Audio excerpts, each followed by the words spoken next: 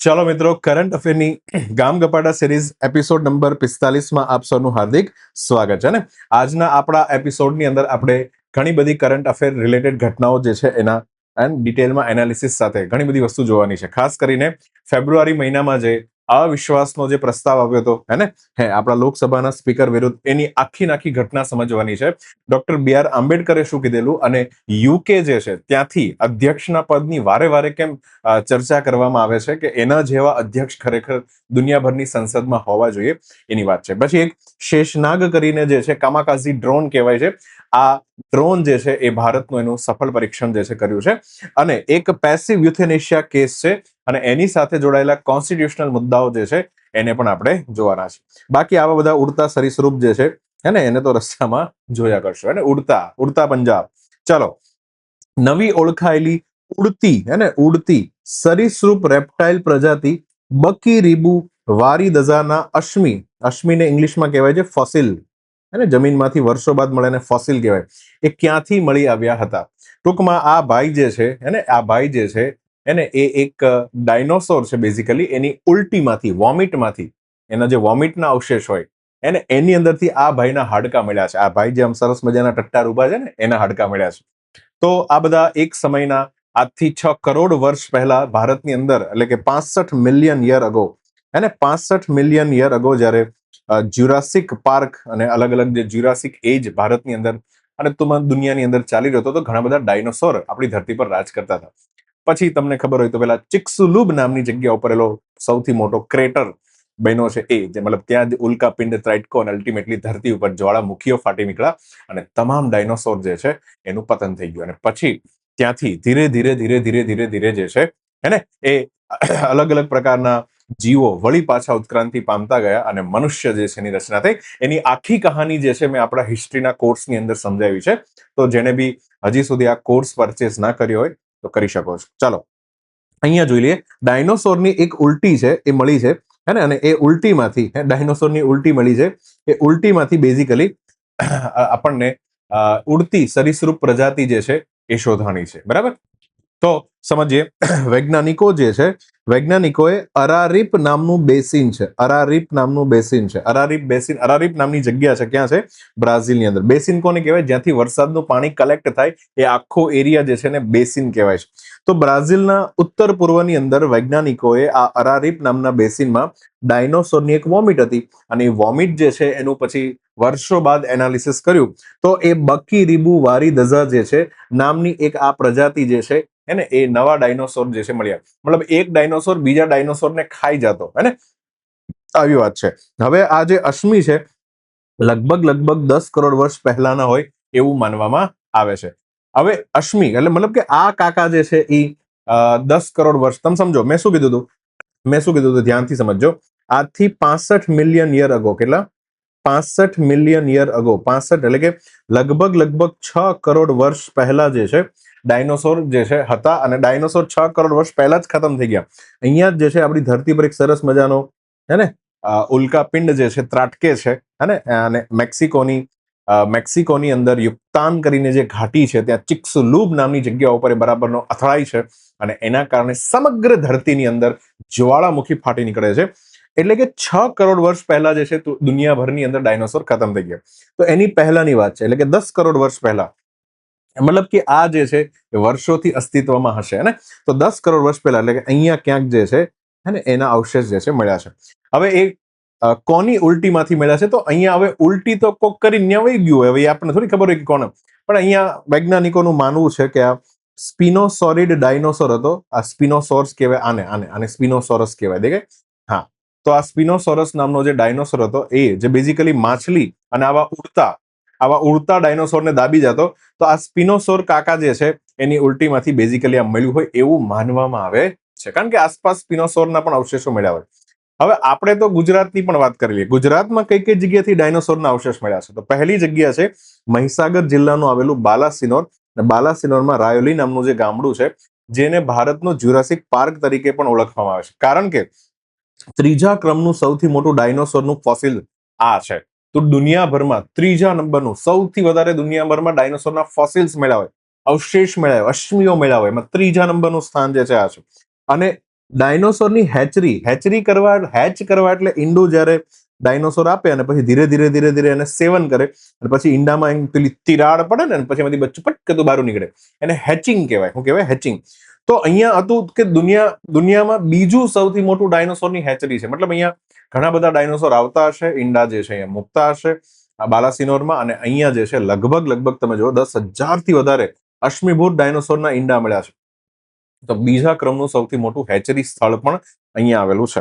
સૌથી પ્રખ્યાત શોધ અહીંયા એ છે કે અહીંયા રાજાસોરસ નર્મડેન્સિન્સ, આપણે નર્મદાના ડાયનોસોરનો રાજા એવું નામ આપ્યું છે. તો એ બિલકુલ અહીંયા આ ભાઈ જે છે એને પ્રજાતિ, આપણા ગુજરાતની જે પ્રજાતિ ગુજરાતમાં છે એવું માનીએ છીએ, અને આપણા ગુજરાતની નદી પરથી નામ આપ્યું છે રાજાસોરસ નર્મડેન્સિસ. હા, તો એ ડાયનોસોરના અવશેષ પણ અહીંયાથી મળ્યા છે. બીજું સૌથી ઇમ્પોર્ટન્ટ ગુજરાતનું સ્થળ તો કચ્છ જિલ્લામાં છે, કચ્છના બેસિનની અંદર છે. આ તો ગુજરાતના સૌથી જૂના ડાયનોસોરના રેકોર્ડ પણ ધરાવે છે. યાદ રાખજો, સૌથી જૂના રેકોર્ડ કચ્છની અંદર છે.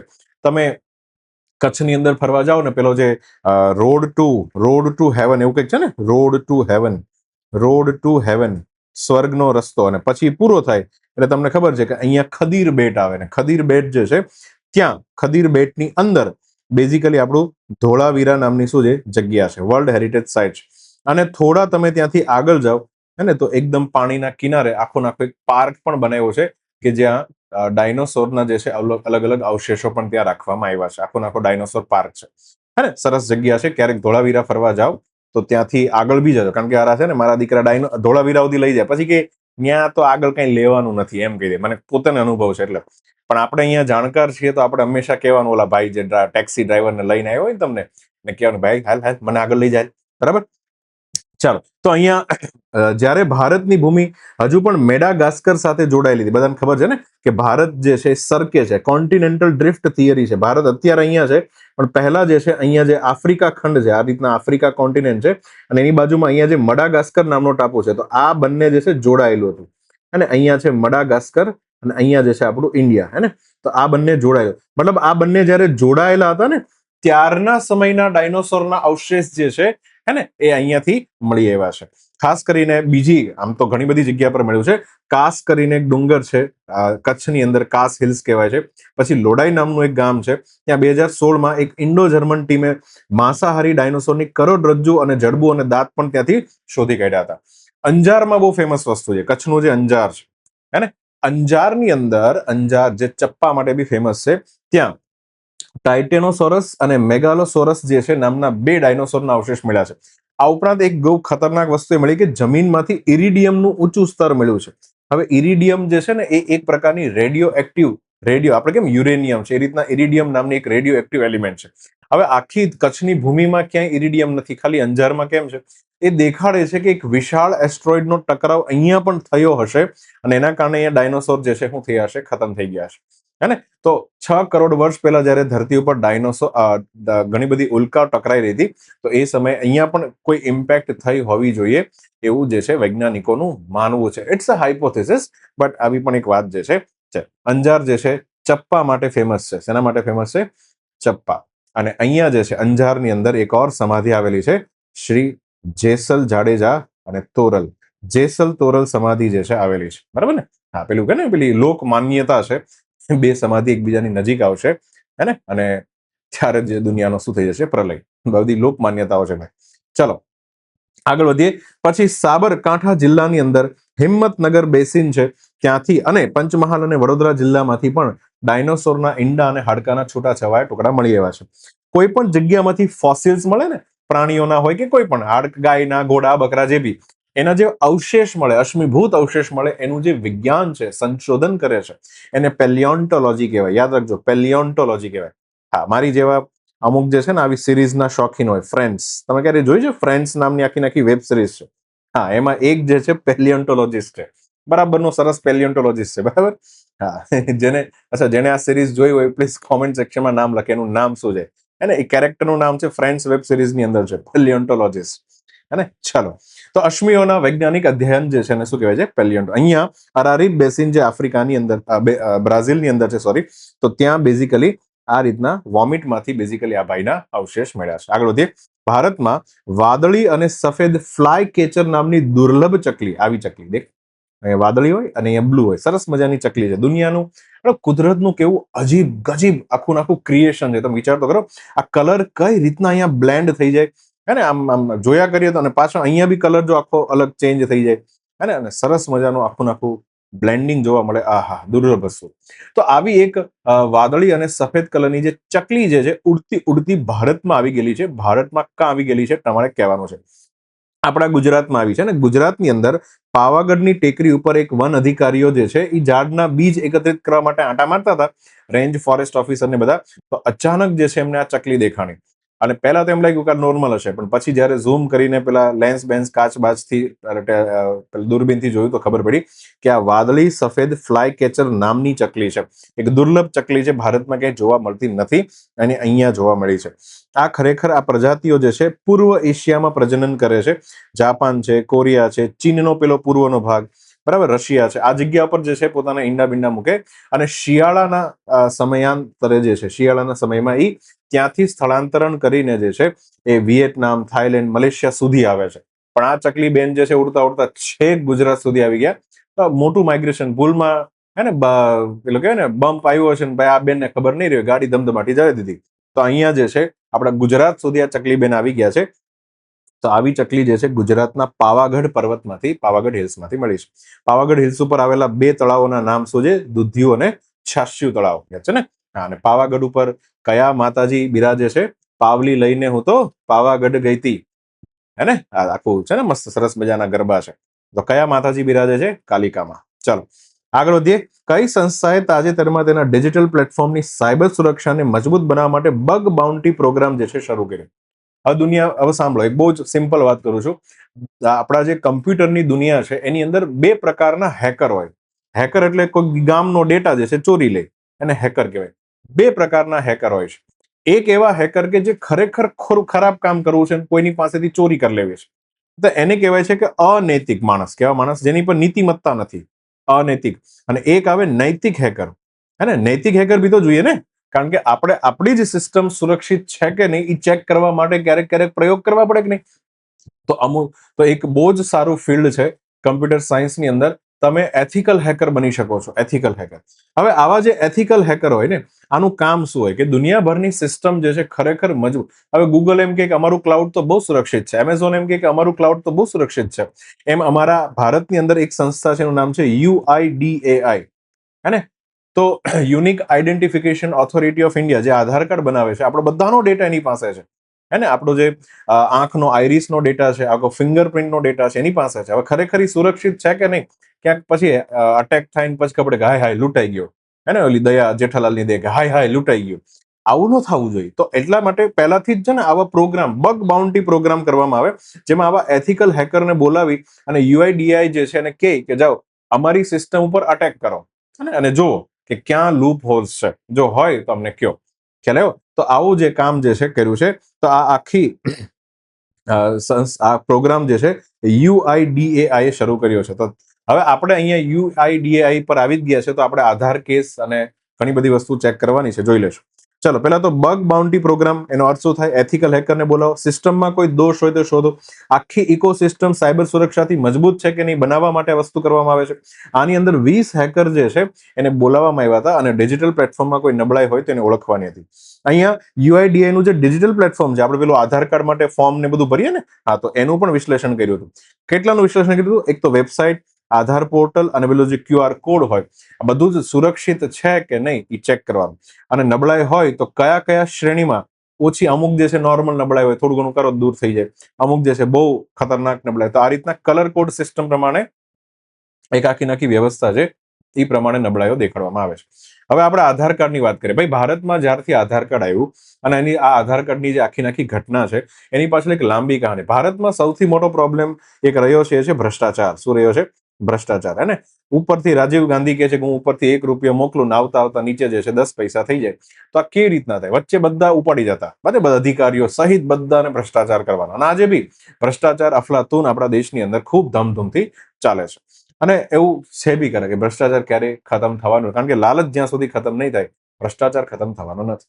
હવે પ્રોબ્લેમ એ હતો કે આમ સામાન્ય જનતા સુધી સરકાર જે છે સબસિડીના રૂપિયા મોકલે કે કોઈ પણ ફાયદો કરવા માટે કોઈ પણ યોજના જે છે એના રૂપિયા મોકલે, કાંઈ પણ મોકલે, તો ઉપર કેન્દ્ર સરકાર ઉપરથી મોકલે પણ નીચે આમ જનતા સુધી પહોંચતું નહોતું. એટલે ઘણી બધા લીકેજ હતા. લીકેજ ખબર ને, પાણીમાં કેમ પેલી લાઈનમાં લીકેજ હોય ને બધા સાઈડમાં બધું લઈ જાય, એમ અહીંયા અધિકારીઓ જે છે પોતાના રૂપિયા જે છે સાઈડમાંથી ચાવ કરી જતા.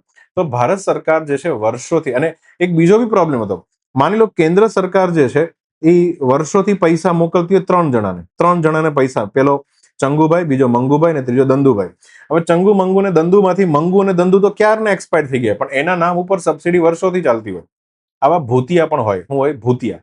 બરાબર ને? તો આવા ભૂતિયા લાભાર્થીઓ જે છે એ પણ ભારતની અંદર બહુ જ મોટી સમસ્યા હતી, અને આ સમસ્યાને દૂર કરવા માટે, સિસ્ટમને લીકેજ પ્રૂફ કરવા માટે સરકાર દ્વારા એક આખી પ્રોસેસ ચાલુ થઈ. પણ એનો વિચાર ક્યાંથી ચાલુ થયો તમારે સમજવાનો.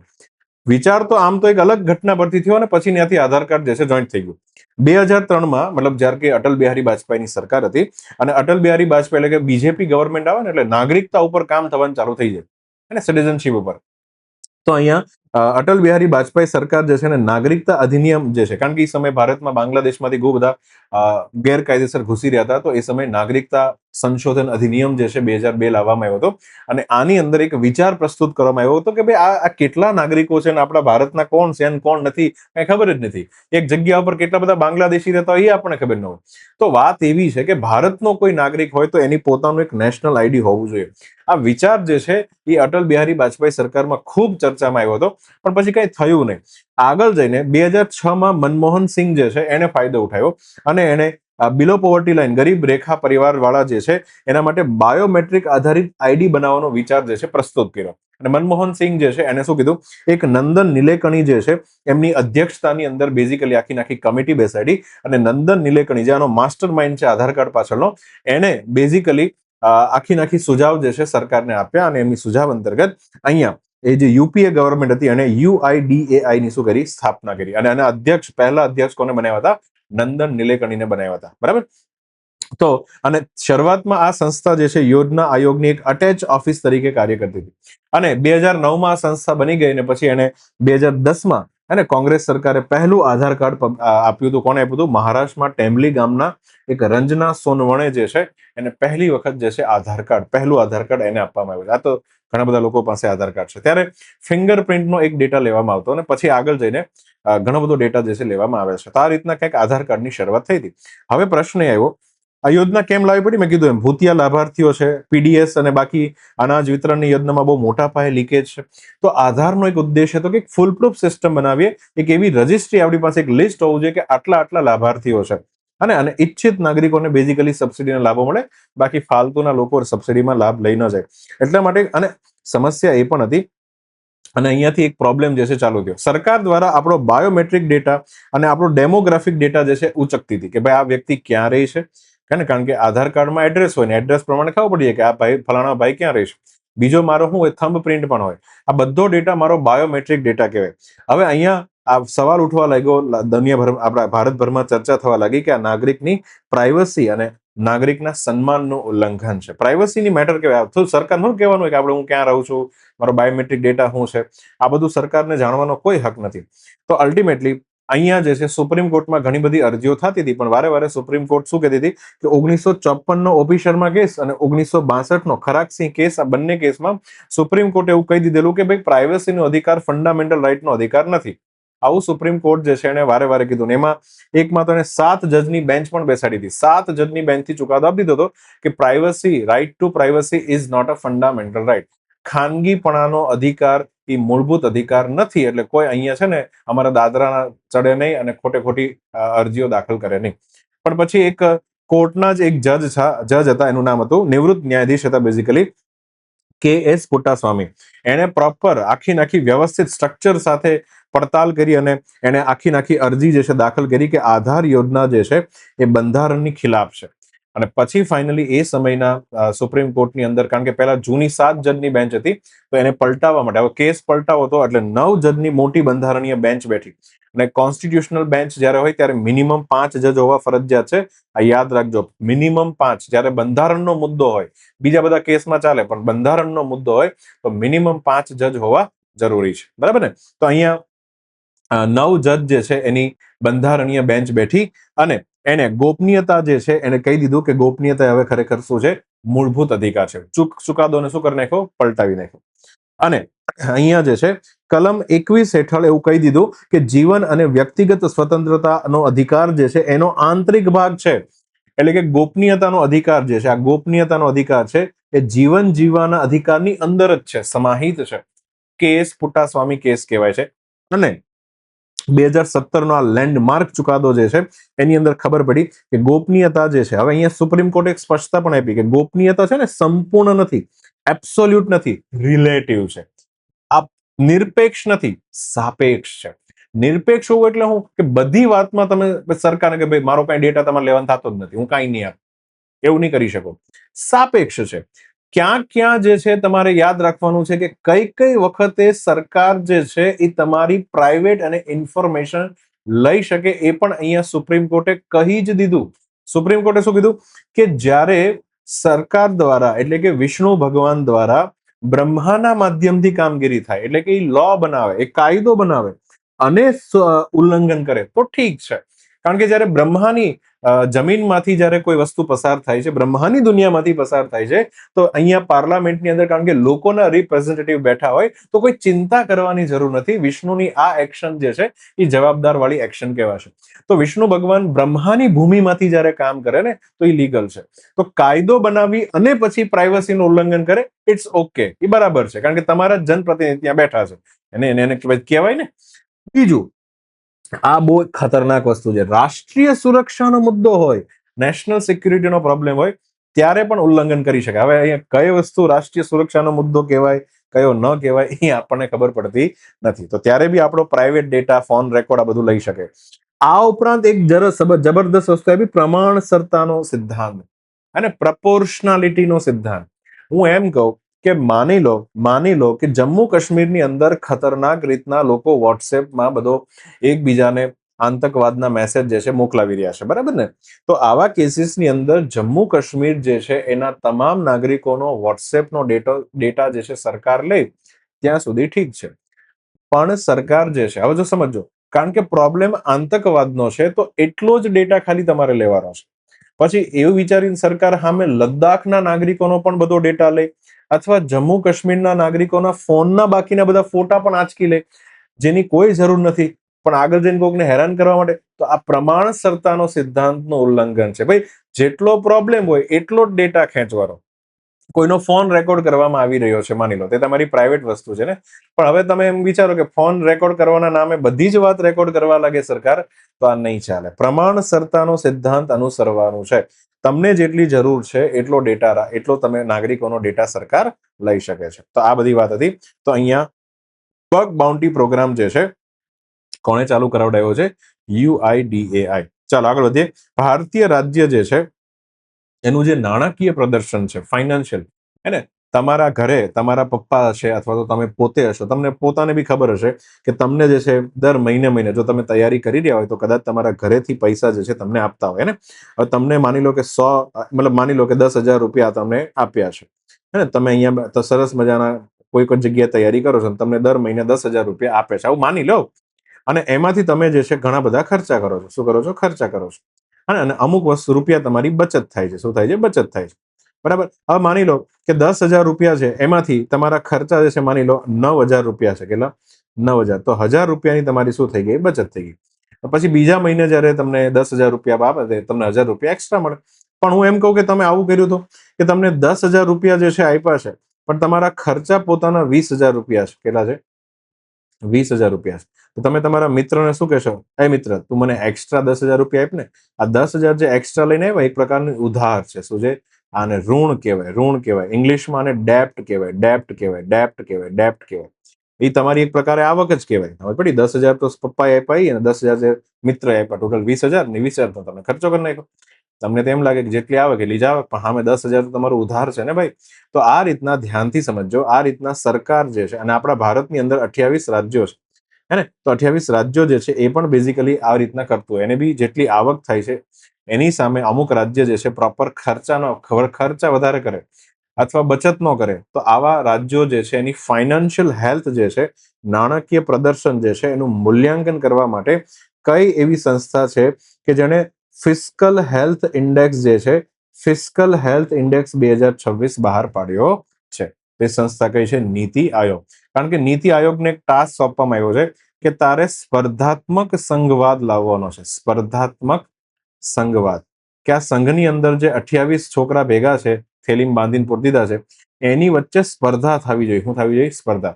એટલે હવે આ ઇન્ડેક્સ આપ્યો નીતિ આયોગે, તો આની અંદર દરેક રાજ્ય પોતાનો નંબર જોગે. ભાઈ મારો નંબર કેટલામાં? મારો નંબર પહેલો છે. વાહ, તો હું તો બહુ સારું નાણાકીય પ્રદર્શન છે. પણ જેનો રેન્ક જે છે નીચે હોય, 28મો રેન્ક હોય, તમે સમજો અત્યારે આમ તો કેટેગરી વાઇઝ આપે, પણ તમે એવું સમજો કે જેનો રેન્ક નીચે હશે એની અંદરથી કંઈક તો ગુડગુડિયા થાય ને કે સાલું હું કંઈક સારું કામ કરી રહ્યો નથી. તો અહીંયા નીતિ આયોગ જે છે એને રાજકીય આરોગ્ય સૂચકાંક જે છે 2026 બહાર પડ્યો. એનું સેકન્ડ એડિશન હતું. આની અંદર રાજ્યોના નાણાકીય પ્રદર્શનનું મૂલ્યાંકન કરવામાં આવે છે. અહીંયા આવક, ખર્ચ, દેવું અને રાજકોષીય ખાધ આ બધા જ પેરામીટરને ધ્યાનમાં રાખીને મૂલ્યાંકન જે છે કરવામાં આવે છે.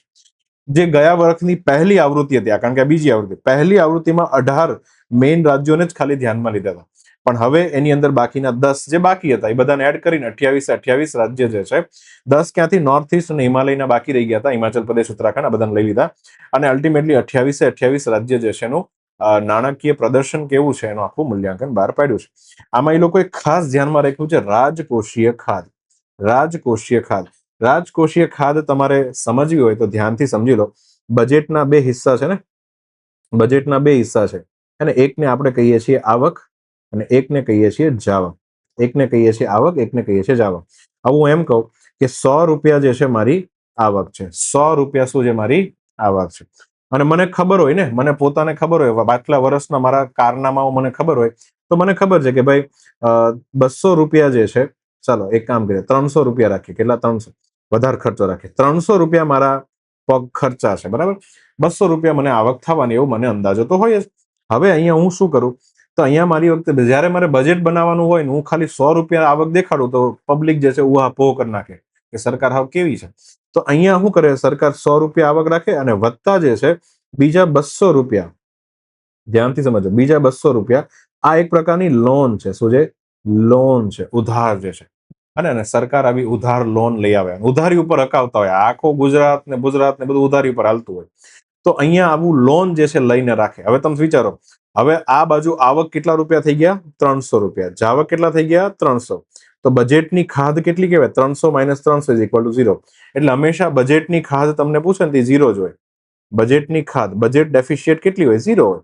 કેમ? કારણ કે જેટલી આવક હોય એટલી જ આવક. પણ તમને અંદરથી જ ખબર છે ને કે એટલી આવક નથી કાકાઓ, અહીંયા 200 રૂપિયા કાંઈક ગામમાંથી ઉસીના માંગીને આવ્યા છે. એટલા માટે અહીંયા એક નવો કોન્સેપ્ટ છે, એનું નામ છે રાજકોષીય ખાધ. રાજકોષીય ખાધમાં શું કરવામાં આવે?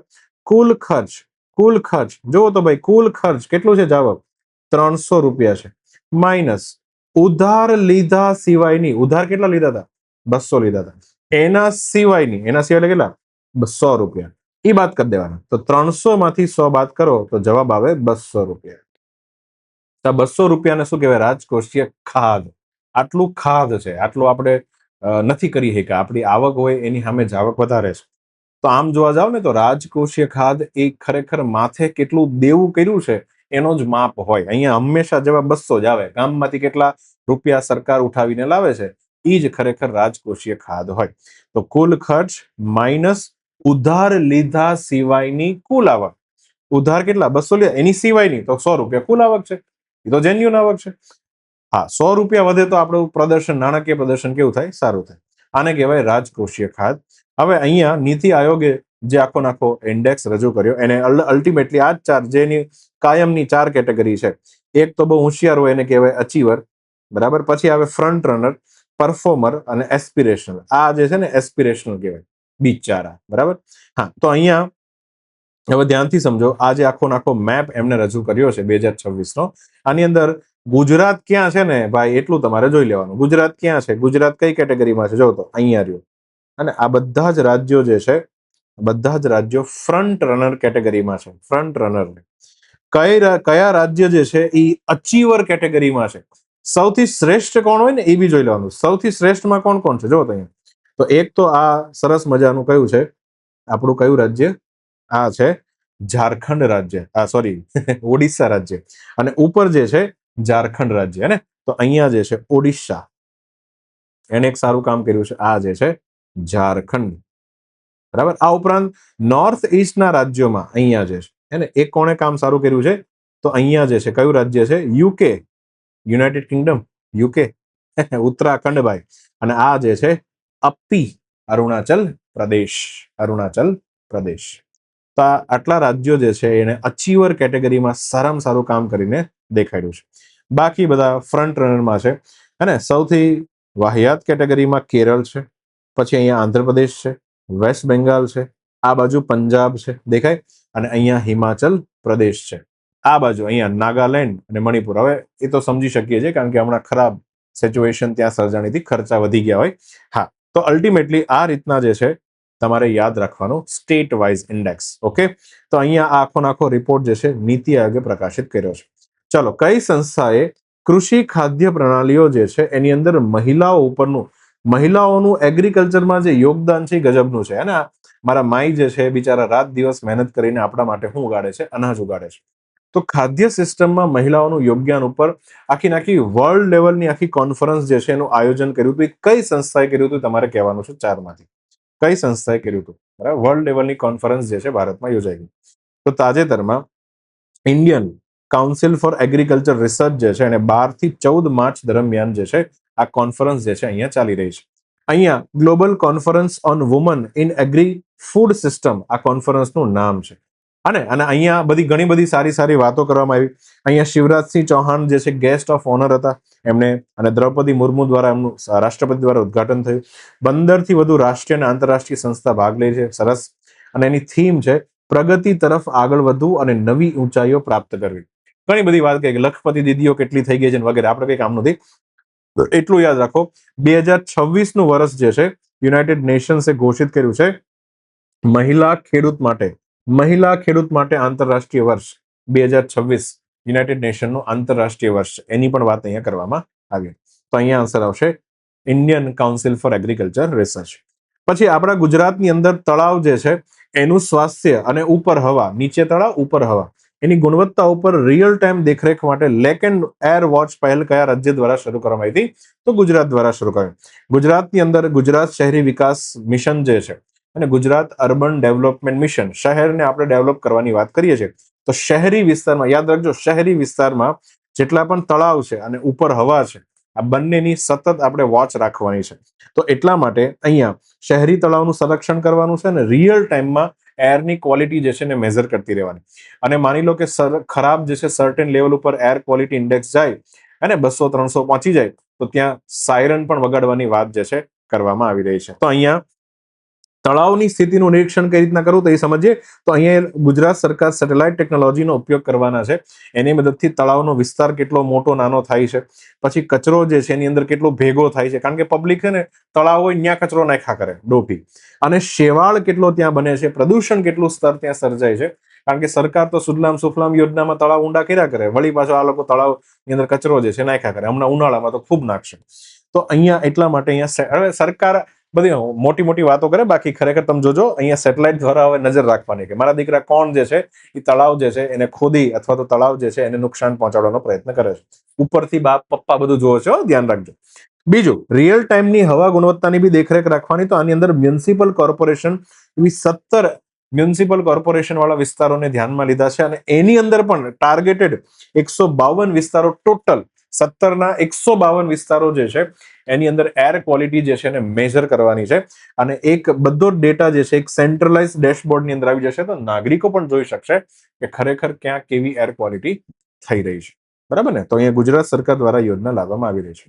ભારતીય નૌકાદળ દ્વારા પરીક્ષણ કરાયેલ સ્વદેશી ઇન્ડિજિનિયસ દેશી માલ એર ડ્રોપેબલ કન્ટેનર, એર ડ્રોપેબલ, એર એટલે હવામાંથી ડ્રોપ કરવું, નીચે નાખવું, આવા મોટા કન્ટેનર જે છે એને એની અંદર આ ડ્રોપેબલ બધા હોય એ નીચે નાખવાના. તો આવું જે છે કઈ સંસ્થાએ વિકસાવ્યા, આવા કઈ રીતના બોલે સરસ મજાનો તમે સમજો.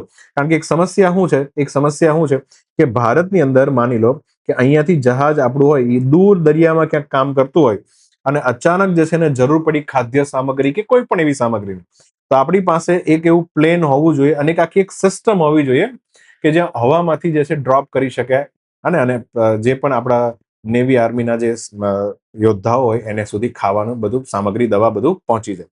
તો અલ્ટિમેટલી DRDO જે છે, સમજો ધ્યાનથી, DRDO એ બેઝિકલી આનું શું કર્યું છે? પરીક્ષણ કર્યું છે. ડિફેન્સ રિસર્ચ ડેવલપમેન્ટ ઓર્ગેનાઇઝેશન, એને પરીક્ષણ કર્યું છે. કોની સાથે મળીને? ભારતીય નૌસેના સાથે. એક આખું વિમાન છે P8I, પોસાઇડન કહેવાય છે, દેખાય આ વિમાન. P8I નામનું શું છે? વિમાન છે. એમાંથી આ રીતના સામાન જે છે ઉડતો ઉડતો ક્યાં આવશે? ને ઉપર નાનું એવું છત્રું બી બાંધી દીધું હોય ને, ફટ દઈને એક જગ્યા પર જ્યાં પાડો હોય ત્યાં પડે. તેને 21 ફેબ્રુઆરીથી 1 માર્ચ 2026 ની વચ્ચે બેઝિકલી આનું શું કર્યું? પરીક્ષણ. આમાં દરિયામાં વિમાનથી નૌકાદળના જહાજો સુધી પુરવઠો પહોંચાડવા માટે ડિઝાઇન કરવામાં આવી છે ને. દવા છે, કોઈ સ્પેર પાર્ટ છે, કટોકટીના સાધન છે, એને મોકલવામાં આવશે અને લોજિસ્ટિક ક્ષમતાને નૌકાદળની જે છે એને શું કરવામાં આવશે? મજબૂત કરવામાં આવશે. તો DRDO દ્વારા આનું શું કરવામાં આવ્યું છે? પરીક્ષણ. તાજેતરમાં સંસદની અંદર નકારી કર્યો એવા અવિશ્વાસ પ્રસ્તાવ જે છે એ કયા બંધારણીય પદ સામે લાવવામાં આવ્યો હતો? બરાબર. હા, તો આ દાદા કાકા જે હશે, જે ટાલવાળા કાકા, એનું નામ છે ઓમ બિરલા, હે ને? તો સમજીએ હવે આખો ભાઈ ફેબ્રુઆરી મહિનામાં અવિશ્વાસ પ્રસ્તાવની મેં એક પણ વાત નહોતી કરી, કારણ કે હું જાણતો હતો કે આ દીકરાઓ જે છે આખો ખેલ પતાવા દો, એટલે એક સાથે આપણે આખી વસ્તુ જે છે ને ઉપાડી લેવાની થાય છે. બરાબર ને? તો આપણે અત્યારે હવે સમજીશું આખો ખેલ શુरू કરતે હૈ કે ક્યાં હુઆ થા. તો આપણે ફેબ્રુઆરી મહિનામાં થયું કેવું કે એનડીએ, અત્યારે એનડીએ સરકાર છે, અત્યારે બીજેપીની ગવર્મેન્ટ નથી, અત્યારે એનડીએ છે, અને જે બીજેપી વત્તા એની સહયોગી પાર્ટીનું ગઠબંધન છે. તો એનડીએ અને સામે ઇન્ડિયા, વિપક્ષમાં કોંગ્રેસ નથી, વિપક્ષમાં ઇન્ડિયા છે. ઇન્ડિયા ગઠબંધન મોટું છે. તો બે ગઠબંધન વચ્ચે ઘણા સમયથી તણાવ ચાલી રહ્યો છે. એમાં થયું કેવું કે રાહુલ ગાંધી જે છે એ આપણા ભારતીય સેનાના ભૂતપૂર્વ પ્રમુખ, એનું નામ છે જનરલ MM નરવણે, મનોજ મુકુંદ નરવણે, એમની એક મેમોયર હતી. શું હતી?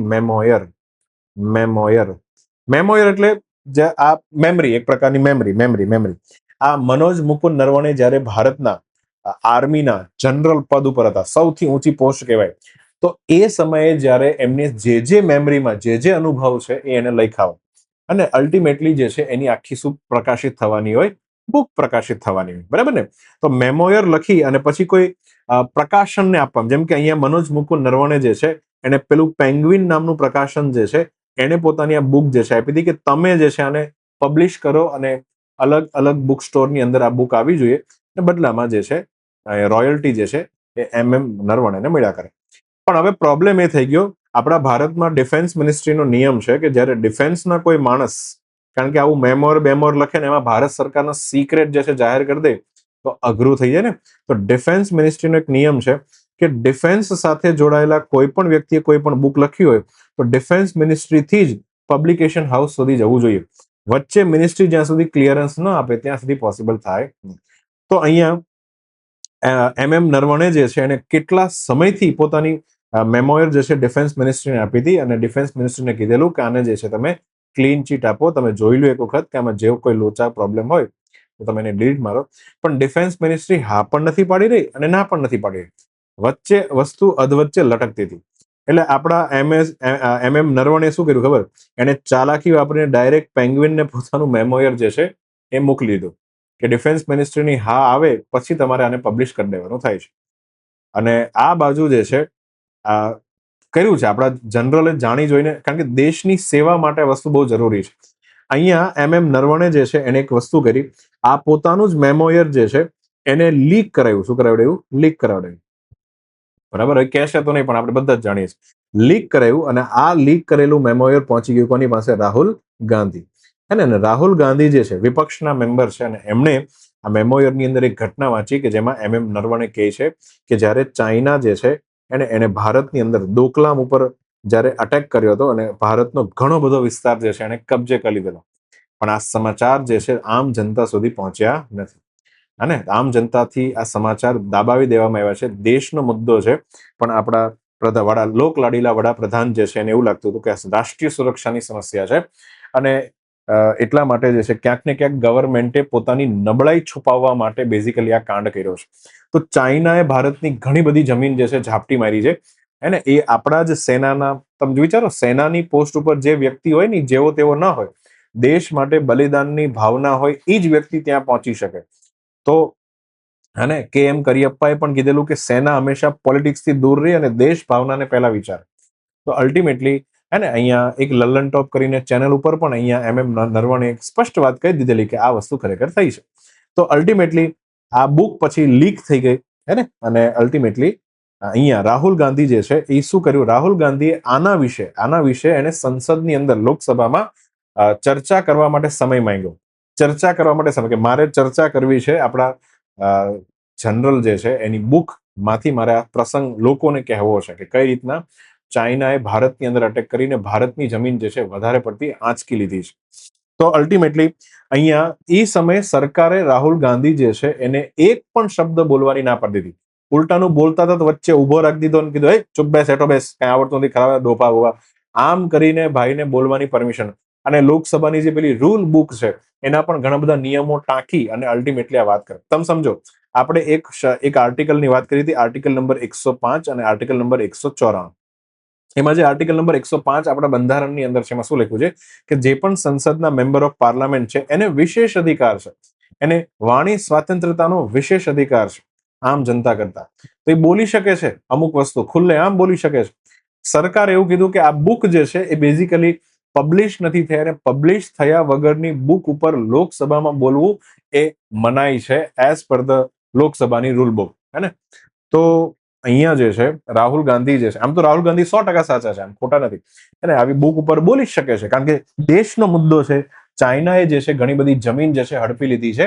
તો અલ્ટિમેટલી આના વિશે ચર્ચા થવા દેવી જોઈએ. અને સરકારને પોતાની નબળાઈ છે તો એમાં સરકારે ડરવું ના જોઈએ, પણ સરકાર ડરી ગઈ અને અલ્ટિમેટલી ઈ તો છોડો, માઇક્રોફોન બી બંધ કરી દીધું, સસ્પેન્ડ કરી દીધા ને બહુ લબાડ આયેલા. એટલે અલ્ટિમેટલી આરોપ લગાવવામાં આવ્યો વિપક્ષનો ઓમ બિરલા ઉપર, જે તે સમયના લોકસભાના સ્પીકર હતા, કે ચર્ચા દરમિયાન અમારા વિપક્ષનો માઇક્રોફોન બંધ કરી દેવામાં આવે છે. બીજો આરોપ તમે વિચારો, આ ઓમ બિરલા જે છે, પેલા હું સમજાવું, ભારતમાં 2026 થી ચાલુ કરો, પાછલા 20 વર્ષ પાછળ જતા રહો. 20 વર્ષની અંદર, પાછલા 20 વર્ષની વાત કરું છું, 20 વર્ષની અંદર કુલ 245 વિપક્ષના મેમ્બરોને સસ્પેન્ડ કરવામાં આવ્યા છે. મેમ્બર ઓફ પાર્લામેન્ટને સસ્પેન્ડ કર્યા. કેટલા? 245. સસ્પેન્ડ કરવાનો અધિકાર લોકસભાના અધ્યક્ષ પાસે હોય. અમુક દિવસ માટે સસ્પેન્ડ કરે એટલે ગૃહની અંદર ન આવી શકે, આવું હોય, બરાબર ને. તો આની અંદર 245 માંથી 120 જે છે એને સસ્પેન્ડ કરવા વાળા કોણ છે? તો કે આપણા ઓમ બિરલા. 120, તમે વિચારો, 245 ના 50% થાય, 50%, બરાબર, લગભગ. હા, તો 50% સભ્યો જે છે એને કોને દૂર કર્યા છે? ઓમ બિરલા. એમાં બી છોડો, આ 120 માંથી ખાલી ફેબ્રુઆરી મહિનામાં જયારે આ કાંડ થયો ત્યારે એક જ દિવસમાં 100 મેમ્બરને સસ્પેન્ડ કરી દીધા. હદ થઈ ગઈ ને, તમે વિપક્ષને આ રીતના સસ્પેન્ડ. આ બાજુ સરકારનો પણ પક્ષ એ છે કે ભાઈ અહીંયા પ્રોપર નિયમ અનુસાર બોલવું જોઈએ, મન ફાવે એમ બોલો એ ચાલે નહીં, બરાબર. તો અહીંયા વિપક્ષી સભ્યો વિરુદ્ધ જે છે અયોગ્ય ટિપ્પણીઓ કરવામાં આવે છે. અને એક બહુ મોટો પ્રોબ્લેમ એ છે કે ડેપ્યુટી સ્પીકરની પોસ્ટ આજ સુધી સરકારે ભરી નથી. અધ્યક્ષનું પદ છે પણ ઉપાધ્યક્ષની પોસ્ટ ઉપર આજ સુધી કોઈ વ્યક્તિને મૂકવામાં આવ્યો નથી, બરાબર ને. હા, અને એટલા માટે બી છે કારણ કે ભારતમાં એક પરંપરા છે કે અધ્યક્ષ જે છે તો એ પક્ષમાંથી આવે, તો ઉપાધ્યક્ષ જે છે એ વિપક્ષમાંથી. એક પરંપરા સેટ કરી, પણ અહીંયા ડેપ્યુટી સ્પીકર જે છે એની પોસ્ટ જે છે સરકારે ભરી જ નથી આજ સુધી, જ્યારથી મોદી ગવર્મેન્ટ જે છે ભારતમાં આવી છે. તો આ બધા આરોપ લઈ અને વિપક્ષ પહોંચે છે ઓમ બિરલા, અને એની પર એક આરોપ મૂકે કે ભાઈ તમે જે છે લોકસભાને, જે તમારે ન્યુટ્રલ રહીને કામ કરવાનું હોય પણ તમે એ નથી, તમે તમારી રાજકીય પાર્ટીના ચશ્મા પહેરીને કામ કરી રહ્યા છો. એટલા માટે 10 ફેબ્રુઆરી 2026 ના રોજ કોંગ્રેસના એક સાંસદ હતા ગૌરવ ગોગોઈ અને બીજા પણ અન્ય લોકો જે છે એને લોકસભાના જે મહાસચિવ હોય, હે ને, જે આઈએસ કક્ષાના અધિકારી હોય, એમને એક નોટિસ પાઠવી, ઔપચારિક નોટિસ પાઠવી કે અમે સ્પીકરને હટાવવાની શું કરીએ છીએ? માંગ કરીએ છીએ, બરાબર. તો તમે અમારી નોટિસ શું કરો? સ્વીકારવાની, સ્વીકારી પડે. તો હવે બંધારણીય જોગવાઈઓ અને જે નિયમ પુસ્તક છે એની અંદર શું શું લખ્યું છે એ આપણે સમજી લઈએ અને પછી આપણે જોઈએ કે આગળ શું શું કાંડ થયો. તો બંધારણની કલમ જે છે 94C, એમાં એવું લખ્યું છે કે સ્પીકર અથવા તો ડેપ્યુટી સ્પીકર જે છે એને ફક્ત ગૃહના તમામ તત્કાલીન સભ્યો એટલે એને કહેવાય છે ઇફેક્ટિવ મેજોરિટી. ઇફેક્ટિવ મેજોરિટી હે ને, ઇફેક્ટિવ મેજોરિટી. ઇફેક્ટિવ એટલે શું થાય? ટોટલ આપણા 543 જેટલા ટોટલ મેમ્બર છે એમાંથી કેટલા જે છે મેમ્બર લેવાના, પેલા ધ્યાનથી સમજો. તો જેટલી બી સીટ વેકેન્ટ હોય, ખાલી સીટ હોય, એટલાને તમારે બાદ કરી નાખવાનું. હવે વેકન્ટ કેમ હોઈ શકે, ખાલી સીટ કેમ હોઈ શકે? બની શકે એ બિચારા મેમ્બર ઓફ પાર્લામેન્ટ જે છે, એમપી જે છે, એને હૃદયનો હુમલો આવી ગયો હોય, એનું મૃત્યુ થયું હોય, અથવા જે છે એનું મેમ્બર ઓફ પાર્લામેન્ટનું પદ એને ગુમાવી દીધું હોય અને સીટ જે છે એની પર હજી ઇલેક્શન ન થયા. તો આવું માની લે કે ભાઈ 543 સીટ છે અને એની અંદર માની લો કે 3 જે છે એ એમપી અત્યારે એની સીટ ખાલી છે, વેકન્ટ છે. તો અલ્ટિમેટલી સીટ કેટલી થઈ ગઈ? 540. તો તત્કાલીન સભ્યો હવેથી આ 500 આને ધ્યાનમાં લેવાના, 540, અને એની બહુમતી લેવાની, એના 50% લેવાના. એના દ્વારા પસાર કરાયેલ ઠરાવ દ્વારા જ જે છે એ લોકસભાના અધ્યક્ષ અથવા તો ડેપ્યુટી સ્પીકરને તમે દૂર કરી શકો છો. તો મતદાન કરતી વખતે ઇફેક્ટિવ મેજોરિટી ધ્યાનમાં લેવામાં આવે છે. બીજું કલમ નંબર 96 માં શું લખ્યું છે? 94/96. અધ્યક્ષને દૂર કરવાનો જે આ ઠરાવ હશે એ વિચારણા હેઠળ હોય ત્યારે અધ્યક્ષ જે છે એ ગૃહની બેઠકનું અધ્યક્ષ પદ સંભાળશે નહીં, ભલે તેઓ હાજર હોય. આવું લખ્યું છે બંધારણની અંદર. બીજું, પહેલી વાર જે છે એ બોલી શકે છે અને મતદાન કરે, મતલબ એની વિરુદ્ધમાં, અધ્યક્ષ વિરુદ્ધ જ્યારે મતદાન થઈ રહ્યું હોય ત્યારે પહેલી વખત મતદાન લેવામાં આવે. બધા જ સભ્યો કે પહેલા ચર્ચા પૂરી થઈ ગઈ, હાલો હવે બધા મતદાન કરવા માટે ઉભા રહી જાઓ. તો જ્યારે મતદાન કરવા બધાને કહેવામાં આવે કે હાલે ભાઈ બધા પોતપોતાની ખુરશીમાં બેસી જાઓ, હાલે 540 જણા બેસી જાઓ, અને હાલો બટન દબાવો હેઠે, હા કે ના. તો અલ્ટિમેટલી મતદાન કરતી વખતે લોકસભાના સ્પીકર પોતાને જ હટાવવાના વિરોધમાં પોતે મતદાન કરી શકે. પણ જેવું મતદાન થયું અને હા અને નાના પક્ષમાં ટાઈ બ્રેકિંગ થયું, તો ટાઈ બ્રેકિંગમાં મતદાન કરી શકતા નથી. પછી મતદાન ન કરી શકે અને ફરીથી જે છે આખો ઠરાવ લાવવાનો હોય છે. તો આ રીતના જે છે આખી વાત લખી છે. બીજું, હવે બંધારણમાં નથી લખ્યું, આ જે છે લોકસભાની રૂલ બુકમાં લખ્યું છે. એને બિઝનેસ રૂલ કહેવાય છે લોકસભાના. 200 થી લઈને 203 વચ્ચે શું લખ્યું છે કે વિપક્ષે ફરજિયાત 14 દિવસ અગાઉથી એને લેખિત સૂચના આપવી પડશે. તો અધ્યક્ષને એમ કહેવાય ને 14 દિવસનો કુલિંગ પીરિયડ, ઠંડુ ટાઢો થવા સમય આપવો પડે કે 14 દિવસ પછી અમે ચર્ચા કરશું અને ચર્ચા પછી અમે મતદાન કરશું, અને મતદાનમાં ઇફેક્ટિવ મેજોરિટીના 50% થી બિલ પાસ થઈ ગયું, ઠરાવ પાસ થઈ ગયો, તમારે સીટ છોડી દેવાની. પણ પહેલા 14 દિવસ તમને વેકેશન, બરાબર છે? તો અને એ પણ તમારે જ્યારે તમે લોકસભાના મહાસચિવને આ વસ્તુ કહેવા જાઓ તો મિનિમમ તમારી પાસે 50 લોકસભાના મેમ્બર ઓફ પાર્લામેન્ટનું ફિઝિકલ હાજરીમાં સમર્થન હોવું જરૂરી છે. ભૌતિક રીતના શરીર હાજર સાથે 50 જણા કેવા આવવા જોઈએ કે હા ભાઈ આને દૂર કરવાનો ઠરાવ કરવાનો છે. તો આઈડિયા આવી ગયો. તો પહેલું સ્ટેપ શું છે? 50 જણા જશે. ક્યાં જશે? લોકસભાના મહાસચિવ પાસે જશે અને 50 જણા ભેગા થઈને અને એક પ્રકારે નોટિસ પાઠવશે. શું પાઠવે? નોટિસ. બરાબર. હા. પછી બીજું સ્ટેપ શું આવશે? બીજું સ્ટેપ આવશે 14 દિવસનો કુલિંગ પીરિયડ. શું પીરિયડ? Cooling period. 14 દિવસનો કુલિંગ. ત્રીજું સ્ટેપ શું આવશે? જેવા 14 દિવસ પૂરા થાય એટલે ચર્ચા થાય. શું થાય? ચર્ચા. અને ચર્ચા થઈ જાય એક વખત પછી શું થાય? મતદાન થાય. શું થાય? મતદાન. આ મતદાન જ્યારે થશે ત્યારે એમાં ઇફેક્ટિવ મેજોરિટીથી આ બિલ જે છે, આ ઠરાવ, બિલ નો કે ઠરાવ કહેવાય, તો ઠરાવ જે છે પસાર થવો જોઈએ. જો પસાર થઈ ગયો તો અહીંયા અધ્યક્ષે પોતાનું સ્થાન અથવા ડેપ્યુટી સ્પીકરે પોતાનું સ્થાન છોડવું પડે. તો 40 દિવસનો સમય જે છે એ પૂર્ણ થયો અને 40 દિવસનો જેવો સમય પૂર્ણ થયો એટલે નૈતિકતાને આધારે અધ્યક્ષ સાહેબ જે છે એને પોતાનું પદ છોડી દીધું. હવે સમજો ધ્યાનથી, 40 દિવસ જે છે એનો સમય શું થયો? તો પછી એ એટલે અચ્છા હા, સોરી અહીંયા 40 નહીં, અહીંયા આવશે 14 દિવસ. તો 14 દિવસનો જેવો સમય જે છે પૂર્ણ થયો હતો. તો અહીંયા હવે ધ્યાનથી સમજો, કારણ કે સ્પીકર જે છે એના હવે પોતાની પોસ્ટ ઉપર હવે નહીં રહી, હે ને? કારણ કે અહીંયા 14 દિવસનો નોટિસનો પીરિયડ શું થયો છે? પૂરો થયો છે. તો હવે ઓમ બિરલા જે છે એ પોતાની પોસ્ટ હટી જશે. તો હવે ગૃહનું સંચાલનનું કામ ખરેખર કોને કરવાનું? એ ડેપ્યુટી સ્પીકરે. પણ આ દીકરાઓ ડેપ્યુટી સ્પીકર તો રાખ્યા નથી. તો અલ્ટિમેટલી ડેપ્યુટી જે છે એ અધ્યક્ષ મતલબ ન હોવાને કારણે 10 સભ્યોની પેનલ વાળી પણ જોગવાઈ છે કે 10 મેમ્બરની પેનલ બનાવવાની હોય છે. લોકસભાના જ મેમ્બરમાંથી 10 સભ્યોની પેનલ, પછી એક મૂર્તિયાઓને લેતા જવાના. બરાબર ને? તો અહીંયા કારણ કે ડેપ્યુટી સ્પીકર નહોતા એટલે હવે 10 મેમ્બરની પેનલ જે છે એમાંથી જગદંબિકા પાલ જે છે એમને બેઝિકલી લોકસભાનું કાર્યવાહીનું સંચાલન એને શું કર્યું? ચાલુ કર્યું. હવે સમજ પડી તમને? તો અહીંયા જે છે 14 દિવસ અહીંયા પૂરા થયા છે અને અલ્ટિમેટલી જગદંબિકા પાલ જે છે એ શું કરશે? ઠરાવ જે છે એને સદનની અંદર લાવશે. હે ને? અને નિયમ પ્રમાણે હવે શું કરવાની? ચર્ચા પહેલા ચર્ચા કરવાની. ચર્ચા માટેનો એક સમય ફિક્સ હોય. ચર્ચા કર્યા પછી મતદાન થશે. હે ને? અને મતદાનની અંદર ઇફેક્ટિવ મેજોરિટી બિલ પાસ કરવાનું હોય છે, ઠરાવ પસાર કરવાનો હોય છે બેઝિકલી. તો અહીંયા ચર્ચા જે છે ચાલુ થઈ. આ ચર્ચાની અંદર ડિબેટનું આયોજન થયું. એમાં મોહમ્મદ જાવેદ અને ગૌરવ ગોગોઈ જેવા સાંસદે દલીલ કરી હતી કે આ ઠરાવ જે છે એ વ્યક્તિગત હુમલો નહીં સમજતા. ઓમ બિરલા ઉપર વ્યક્તિગત હુમલો નથી. આ જે છે દેશની પાર્લામેન્ટરી ડેમોક્રેસીને બચાવવા અને ગૃહની ગરિમાના રક્ષણ માટે જરૂરી પગલું છે. કારણ કે આપણા સ્પીકર જે છે એ ન્યુટ્રલ રહ્યા નથી. દર વખતે એવી એક્શન લે છે કે એના અગેન્સ્ટમાં, એટલે પાર્ટીના અગેન્સ્ટમાં કોઈ વાત હોય, સરકારની વિરુદ્ધમાં કોઈ વાત હોય, વાત દબાઈ દે છે. તો સામે અમિત શાહે પણ ઓમ બિરલાના પક્ષમાં વાત લખી કે એમના નેતૃત્વમાં લોકસભાએ 91% જે પ્રોડક્ટિવિટી રેટ જે છે હાસિલ કર્યો છે. 91% દર, એટલે કે એટલું બધું આપણા લોકસભાની અંદર કામ થાય છે. નકર હાવરા નવરાત બેઠા હતા, કોઈ બિલ પાસ નહોતા કરતા, પણ 91% જેટલું હવે ઉત્પાદકતા, પ્રોડક્ટિવિટી વધી ગઈ છે લોકસભાની. પણ તમે સમજો, આજે પ્રોડક્ટિવિટી વધી થવાના નામે જે તમને કહેવામાં આવે છે, સરકાર દનાદન બિલ જે છે પાસ કરે છે.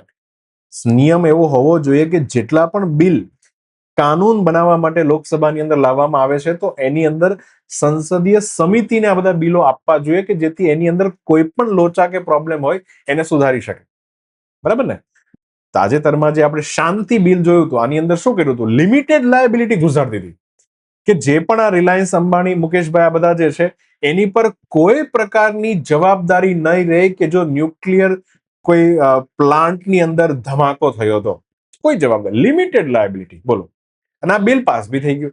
આ રીતના તમે બિલ પાસ કરો છો અને ઉત્પાદકતાને વધારો છો, ધીસ ઇઝ રોંગ. આ ખોટી વસ્તુ છે. પણ સરકાર દનાદન કરી.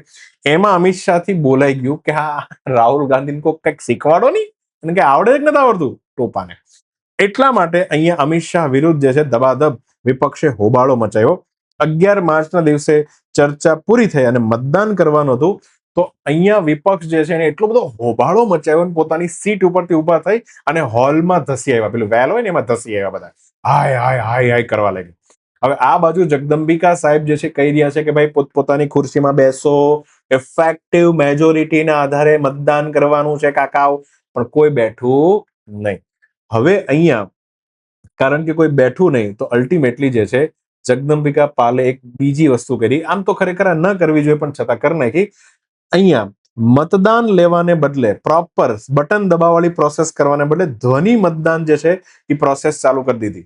એક પ્રકારનો લૂપ હોલ્સ કહેવાય. તમે ક્યારેક ઇન્ટરવ્યુમાં આમાં તમે કહી શકો ઇટ્સ અ લૂપ હોલ્સ. તો ધ્વનિ મતદાન લઈ લીધું. ધ્વનિ મતદાન એટલે કે અવાજ પરથી જે છે ખબર પડે, અવાજ પરથી સાંભળવાનું કે કઈ બાજુ વોટ જે છે વધારે છે, યસ કે નો. બરાબર. હવે ધ્વનિ મતદાન આમ તો તમે સમજો ખરાબ પ્રોસેસ છે.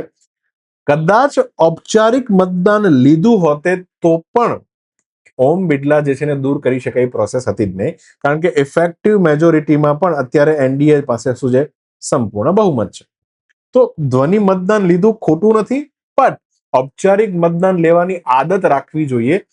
ક્યાંક કોઈક સંજોગોમાં એવું બની શકે કે પાર્ટીના જ વ્યક્તિ જે છે ઊંધું મતદાન કરી દે, પછી અધ્યક્ષને દૂર કરવાની વાત થઈ જાય. જોકે ઈ સુવર્ણ દેશ તો એ સમય હે ભગવાન મહાદેવ, હે બ્રહ્મા, હે વિષ્ણુ ક્યારે આવશે? પણ અલ્ટિમેટલી ધ્વનિ મતદાન લઈ લીધું અને હા અને ના એમ બોલવામાં આવે તો એમાં ના તરફ વધારે અવાજ આવ્યો, પ્રસ્તાવને ફગાવી દીધો. આમ કરીને 12મી માર્ચથી ઓમ બિરલા વળી પાછા અને આમ ધૂળ બૂળ ખંખેરીને વળી પાછા અધ્યક્ષ પદ ઉપર પાછા બેસી ગયા છે. બરાબર ને? તો આ આખી ખેલ છે. હવે આપણે સમજીએ કે અધ્યક્ષ લોકસભાનો ખાસ એને નિષ્પક્ષ રહેવાનું હોય ને વિપક્ષની ભૂમિકા શું હોવી જોઈએ એના વિશે વાત કરીએ. યુકેની અંદર નીચલું ગૃહ એટલે કે લોકસભાને કહેવાય છે હાઉસ ઓફ કોમન્સ. એની અંદર જે અધ્યક્ષ પદ છે એને આદર્શ કહેવામાં આવે છે. કેમ કહેવામાં આવે છે? કારણ કે 1728માં યુકેની અંદર જે હાઉસ ઓફ કોમન્સના અધ્યક્ષ હતા એનામાં હતું આર્થર ઓન્સલો. એવું નામ હતું. જેમ અત્યારે કેમ ઓમ બિરલા છે એમ ત્યાં હતા આર્થર ઓન્સલો. આર્થર ઓન્સલો જે છે એ જ્યારે લોકસભાના અધ્યક્ષ બન્યા એની પહેલા યુકેમાં એક એવો નિયમ હતો કે અધ્યક્ષ કોને બનાવવાના ખબર? જે સરકારી નોકરું કરતા હોય ને એને બનાવવાના અધ્યક્ષ. સરકારી નોકરું કરતા હોય. હવે તમે વિચારો, જે વ્યક્તિ સરકારી નોકરી કરતા હોય ને પગાર કોણ આપતો હોય? સરકાર. એ જ વ્યક્તિ શું બનશે? અધ્યક્ષ બનશે. શું બનશે? અધ્યક્ષ. એ સરકારના ફેવરમાં જ રહેવાનો ને ભાઈ, સરકારનો ચાટુકાર રહેવાનો છે. તો અલ્ટિમેટલી અહીંયા આર્થર ઓન્સલો એ બી પોતે નેવીની અંદર હતા, પણ જેવા અધ્યક્ષ બન્યા એને નવી પરંપરા ચાલુ કરી કે હું જે છે નોકરીમાંથી બહુ પગારવાળી નોકરી હતી છતાં શું આપી દીધું? રાજીનામું. કે દેશમાં ન્યુટ્રાલિટી રહેવી ખૂબ જરૂરી છે. તો આર્થર ઓન્સલો થી એક નવી પરંપરા ચાલુ થઈ અને પછી જે છે કોઈ પણ આવો સરકારી મુનાસિબ જ્યારે આ પોસ્ટ સંભાળે તો પહેલા પોતાની જગ્યા પરથી, મતલબ પોતાની જે નોકરી છે એમાંથી રાજીનામું પછી સ્પીકરનું કામ સંભાળે. પછી એક ડેનિસન કરીને એક સ્પીકર થયા 1867. એનું પણ બહુ મોટું યોગદાન છે. એને શું કીધું કે સ્પીકર જે છે એ તટસ્થ હોવો જ જોઈએ, એમાં મારી ના નથી. એ કોઈ પણ પાર્ટીને ફેવર કરતો ન હોવો જોઈએ જ્યારે ગૃહનું મેનેજમેન્ટ કરતો હોય ત્યારે. પણ હવે ધ્યાનથી સમજજો, ક્યારેક ક્યારેક એક એવી ઘટના બને, એક પ્રોપર ઘટનાની ડેનિસને વાત કરી હતી. શું? તમે પહેલા સમજો, હું અહીંયા વાત કરું છું. કોઈ પણ બિલ જ્યારે એને કાનૂન બનાવવો હોય તો આપણને ખબર છે કે એને લોકસભા અથવા રાજ્યસભામાં લાવવા. આપણે લોકસભાની વાત કરીએ તો માનો એક બિલ લોકસભામાં આવ્યું. હવે લોકસભામાં બિલ ઉપર પહેલા તો શું થાય? ચર્ચા થાય. હવે એક આમ તો એની પર સીધું મતદાન જે છે ચર્ચા બાદ લઈ શકાય છે. તો ચર્ચા પછી મતદાનનો સ્કોપ તો છે ને છે, હું કોઈ ના નથી પાડતો, પણ મતદાન કર્યા પહેલા ચર્ચા પછી વચ્ચે એક સ્ટેપ આવવું જોઈએ. એને કહેવાય છે આપણા સંસદની જે સંસદીય સમિતિઓ છે એની પાસે આ બિલને મોકલવાનું, આ બિલની કોપીઓ મોકલવાની. અને સમિતિઓ જે છે જે સંસદમાંથી જ બનાવવામાં આવી, લોકસભા બનાવી, આ સમિતિ આ બિલ ઉપર ડિટેલમાં, ઊંડાણમાં, ડેપ્થમાં ચર્ચા કરે અને એક ક્લોઝ વાંચે, એક લાઈન વાંચે. જો ક્યાંક કઈ ઊંધું લાગ્યું, સરકાર ક્યાંક ઊંધું કરી રહી છે, તો સમિતિ પોતાનો રિપોર્ટ જે છે રૂલિંગ પાર્ટીને આપે અને પછી બિલ ઉપર મતદાન થાય. અને એવા અમુક ખરાબ વસ્તુને જો સરકાર કાઢી નાખે તો આ સારા બિલ જે છે એ કાનૂનમાં પરિવર્તિત થાય અને એવા સારા કાનૂન હોય તો દેશને ફાયદો થાય. હા કે ના? પણ હવે ક્યારેક શું થાય કે લોકસભામાં બિલ તો આવ્યું, પણ હવે એને પાર્લામેન્ટરી સમિતિમાં મોકલવા માટે મતદાન કરવાનું હોય છે. આવા કેસીસમાં ડેનિસને કીધેલું કે સંસદીય મતદાનમાં કોઈ બિલને જ્યારે સમિતિ પાસે મોકલવાની બાબતે ટાઈ બ્રેકિંગ થાય, હરખા મત મળ્યા, અડધાએ કીધું કે આ બિલને કમિટી પાસે મોકલો અને અડધાએ કીધું આ બિલને કમિટી પાસે ન મોકલો.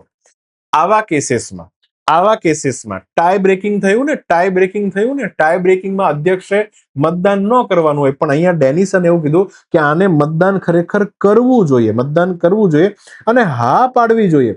ભલે એની પાર્ટી વાળા, જે પાર્ટીમાંથી બિલોંગ કરતી, ના પાડતા હોય છતાં આને હા પાડવી જોઈએ. અને બિલને ક્યાં મોકલવું જોઈએ? Parliamentary committee. જોજો, સરકારને ક્યારે ઈચ્છા ન હોય, આ બીજેપી સરકારને તો ક્યારે ઈચ્છા થઈ જ નથી, એને લગભગ કોઈ બિલને પાર્લામેન્ટરી કમિટીમાં મોકલા નથી, એકાદ બેને બાત કરતા. બધા બિલને ડાયરેક્ટલી મતદાન કરીને ફટાફટ લોકસભા પછી રાજ્યસભા, એ ધનાધન રાષ્ટ્રપતિ સાઇન કરે, એ ધનાધન કાનૂન બની જાય. પાર્લામેન્ટરી કમિટીમાં મોકલવા ઇઝ વેરી ઇમ્પોર્ટન્ટ. આ ક્વોલિટી વાળું કામ કરવું હોય તો થાય, ફાલતુના કામ કરવા હોય તો ન થાય. તો અહીંયા ડેનિસને આવો નિયમ પાસ કર્યો કે હા, બિલ જો સમિતિ પાસે ચર્ચામાં જાય તો વધુમાં વધુ ચર્ચાનો સ્કોપ મળે, દેશના હિતમાં છે. આવું કરવું જોઈએ કોણે? સ્પીકર. આ બધું જે છે, આ આર્થર ઓન્સલો છે, આ ડેનિસન છે, એની લેગેસી છે યુકેની અંદર. એટલા માટે યુકેમાં બેઝિકલી અધ્યક્ષનું પદ ખૂબ ન્યુટ્રલ છે. ઇવન ધો આજે હવે તો એવો નિયમ બની ગયો કે જો કોઈ વ્યક્તિ અધ્યક્ષ બને ને તરત બીજે જ દિવસે પોતાની રાજકીય પાર્ટી, જે પણ બીજેપી, કોંગ્રેસ, પર ત્યાં તેવું નથી. ત્યાં શું છે, કન્ઝર્વેટિવ પાર્ટી છે ને ત્યાં લિબરલ, બે જ પાર્ટી ચાલે છે. તો જેમાંથી આવ્યો હોય એ પોતાની પાર્ટીને શું આપી દેશે? રાજીનામું આપી દેશે. ન આપે તો ચાલે, પણ સામેથી રાજીનામું આપી દે કે હવે હું તાર પાર્ટીમાં છું નહીં. એથી હંમેશા તટસ્થ રહે અને પોતાની પાર્ટીના સભ્યો કે વડાપ્રધાન, જોજો ત્યાંનો અધ્યક્ષ વડાપ્રધાન જે છે એને પણ ચૂપ કહી જાય, ચૂપ ચૂપ બસ બસ. બધા સાથે સમાન વ્યવહાર, ઇક્વાલિટી બિફોર લો. આર્ટિકલ 14નો પહેલો ભાગ કે વડાપ્રધાન હોય કે એની માસીનો દીકરો હોય, બધા માટે સમાન રહેશે. ભારતમાં શું થાય છે? ઓમ બિરલા સાહેબ પોતે પોતાની ખુરશી પરથી ઊભા થઈ જાય જ્યારે વડાપ્રધાન જે છે ગૃહમાં આવે. આહા, આટલું બધું સન્માન, વડાપ્રધાનનું સન્માન. વડાપ્રધાન દેશનો સેવક છે ને એને કામ કરવાનું છે. અધ્યક્ષ સાહેબ એની પોતાની ખુરશી પરથી ઊભા થઈ જાય એના સન્માન માટે. It's a wrong idea. આવું ન કરવું જોઈએ. BR આંબેડકર સાહેબે પણ કીધેલું કે ગવર્મેન્ટને ઓલવેઝ ટ્રાયલમાં રાખવી જોઈએ. લાઈક એવું રહેવું જોઈએ કે ગવર્મેન્ટ ઉપર નકરા એક દનાદન બે દનાદન આરોપ જ મૂકવા જોઈએ અને સહકાર આપવાની વાત ક્યારે હોવી જ ન જોઈએ. કારણ કે ગવર્મેન્ટ પાસે પાવર છે. ઇઝ અ વિષ્ણુ ભગવાન. પાવર છે બેફામ. અને આ પાવર જે છે, સત્તા આવે તો એનો દુરુપયોગ થતા વાર લાગતી નથી. થાય જ દુરુપયોગ તો દરેક કેસમાં થાય હે ને. તો BR આંબેડકર સાહેબને જો તમે માનતા હો તો એમણે કીધેલું કે સરકારને ઓલવેઝ ટ્રાયલમાં જ રાખવી જોઈએ. એની પર લાઈક કેસ ચલાવતા હોય ને એવું જ રાખવું જોઈએ. બરાબર ને? હા, તો આ સારી હેલ્ધી ડેમોક્રેસી જે છે એના લક્ષણ છે. લખવાનું થશે. તો અહીંયા આ વાત હતી આખી, તમને કહી દીધી. આગળ વધીએ. તાજેતરમાં સુપ્રીમ કોર્ટે, આજ તો દે દનાદન પોલિટીના જ મુદ્દા આવે છે. જો ને તમે, પહેલો મુદ્દો ગયો, બીજો મુદ્દો આવ્યો. સુપ્રીમ કોર્ટે કયા કેસની અંદર પેસિવ યુથેનેશિયા, નિષ્ક્રિય ઈચ્છા મૃત્યુને મંજૂરી આપી હતી? પહેલી વખત ભારતમાં આવું થયું છે. ચાલો, 4 માંથી તમારે આન્સર કહેવાના. ચંદીગઢનો આ ભાઈ જે છે, બરાબર, એક જગ્યા પરથી પડી જતા બેઝિકલી જે છે એ કોમાની અંદર જતા રહ્યા. તો અલ્ટિમેટલી એ વર્ષોથી એનું બોડી તો ચાલે છે પણ એનું આત્મા, માઇન્ડ જે છે એ બંધ થઈ ગયું, મગજ જે છે બંધ થઈ ગયું છે. બરાબર? તો ખાલી કહેવાય ને કે બાટલાના સહારે, ને બાટલો જે ચડાવતા હોય, ફૂડ જે છે એની નળી જે છે એમ ચડાવી, ટૂંકમાં મેડિકલ અલગ અલગ સુવિધાઓના સહારે એમનું શરીર અત્યારે ખાલી પથારીવશ ચાલી રહ્યું છે. બાકી એ એક્ટિવ હોશમાં નથી. તો તાજેતરમાં હરીશ રાણાના કેસમાં સુપ્રીમ કોર્ટે નિષ્ક્રિય ઈચ્છા મૃત્યુને શું આપી? મંજૂરી આપી. તો અહીંયા ચંદીગઢની અંદર ગંભીર રીતે જ્યારે પડી ગયા હરીશ રાણા તો એ 13 વર્ષથી બેભાન હતા. હરીશ રાણા કેટલા? 13 વર્ષથી બેભાન હતા અને એમને નિષ્ક્રિય ઈચ્છા મૃત્યુ હમણાં સુપ્રીમ કોર્ટે આપી દીધું. અને આ બહુ જ કડક સુરક્ષા નિયમો હેઠળ જે છે ઈચ્છા મૃત્યુની શું આપવામાં આવે છે? મંજૂરી. કારણ કે કોઈના જીવન ખેંચવાની વાત છે. હવે નિષ્ક્રિય ઈચ્છા મૃત્યુ અને સક્રિય ઈચ્છા મૃત્યુ બે પ્રકારના હોય. નિષ્ક્રિયની અંદર શું કરવાનું હોય કે જે વ્યક્તિ આ રીતના અને પથારીવશ થઈ ગયો હોય એને જે કારણ કે પેટની અંદર નળી મૂકી હોય, ત્યાંથી ખોરાક જતો હોય, અહીંયાથી શ્વાસ જતો હોય, આ સપોર્ટ સિસ્ટમ કહેવાય, લાઈફ સપોર્ટ સિસ્ટમ કહેવાય. બધા જ મશીનો જે છે ને એક પછી એક બંધ કરી દેવાના અને ફીડિંગ ટ્યુબ જે છે ને દૂર કરી દેવાની. અને કોઈ દવા જો એને આપવામાં આવી રહી હોય તો દવા આપવાની પણ બંધ કરી દો. ઓટોમેટિક એનું શું થઈ જાય? મૃત્યુ. આને કહેવાય પેસિવ, નિષ્ક્રિય, જાતે મૃત્યુ. સક્રિય કોને કહેવાય? એ ભાઈ જે છે એને સક્રિય મૃત્યુ એટલે આ ભાઈ જે છે ને અહીંયાથી એક ઇલેક્ટ્રિક શોક આપવાનો અથવા એક એવું ઇન્જેક્શન મારી દેવાનું કે તડફી તડફીને મરી જાય. સક્રિય એટલે આપણે એક્ટિવલી કોઈને મારીએ છીએ. નિષ્ક્રિય એટલે આપણે એક્ટિવલી કોઈને મારી નથી રહ્યા, આપણે બસ લાઈફ સપોર્ટ સિસ્ટમ ખેંચી લીધી, ઓટોમેટિકલી મરી ગયું. બરાબર ને? તો હવે આમ તો બહુ મોટી ડિબેટ છે કે જેને જીવન આપવાનો અધિકાર નથી તો એને મૃત્યુ આપવાનો પણ અધિકાર નથી. પણ અમુક વખતે જે જીવન એમનું જોવું, આ કેટલા વર્ષથી, 13 વર્ષથી જ્યારે આ રીતની હાલતમાં હોય તો હવે એમને મૃત્યુ આપી દેવું એ બધાના હિતમાં છે. બરાબર ને? તો આ નૈતિકતાની ખૂબ મોટી પરીક્ષા છે. તો હવે અહીંયા ધ્યાનથી સમજજો, આખો કેસ સમજ્યો. 1973માં એક અરુણા શાનબાગ કરીને એક નર્સ હતી, જુનિયર નર્સ હતી. ક્યાં હતી? મુંબઈની અંદર એક હોસ્પિટલ છે, કિંગ એડવર્ડ મેમોરિયલ હોસ્પિટલ. આ નર્સ જ્યારે એક વખત પોતાની હોસ્પિટલમાં જઈ રહી હતી તો એક સફાઈ કામદાર દ્વારા એની પર હુમલો કરવામાં આવ્યો, જાતીય અત્યાચાર કરવામાં આવ્યો અને પછી એનો ખૂબ બ્રુટલ રેપ કરવામાં આવ્યો. એટલો ભયાનક રેપ કર્યો એની પર કે અલ્ટિમેટલી આ જ અરુણા જે છે, અરુણા શાનબાગ નર્સ જે છે એ કોમાની હાલતમાં જતી રહી. અને પછી એને KEM હોસ્પિટલની અંદર જ પર્ઝિસ્ટન્ટ વેજીટેટિવ સ્ટેટ એટલે કે વેજીટેશન એટલે કે ખાવાનું જે છે સતત જે છે એને મળ્યા કરે એ રીતના એની હાલત જે છે થઈ ગઈ. એ હવે જાગૃત અવસ્થામાં આવી શકી નહીં. કેટલા વર્ષથી હતી અરુણા શાનબાગ? 36 વર્ષથી આ હોસ્પિટલની અંદર પલંગ ઉપર હતી. 36 વર્ષથી હતી. બરાબર? પછી 2009ની અંદર એક પત્રકાર અને એક કાર્યકર્તા છે, એક્ટિવિસ્ટ, એનું નામ છે પિંકી વિરાણી.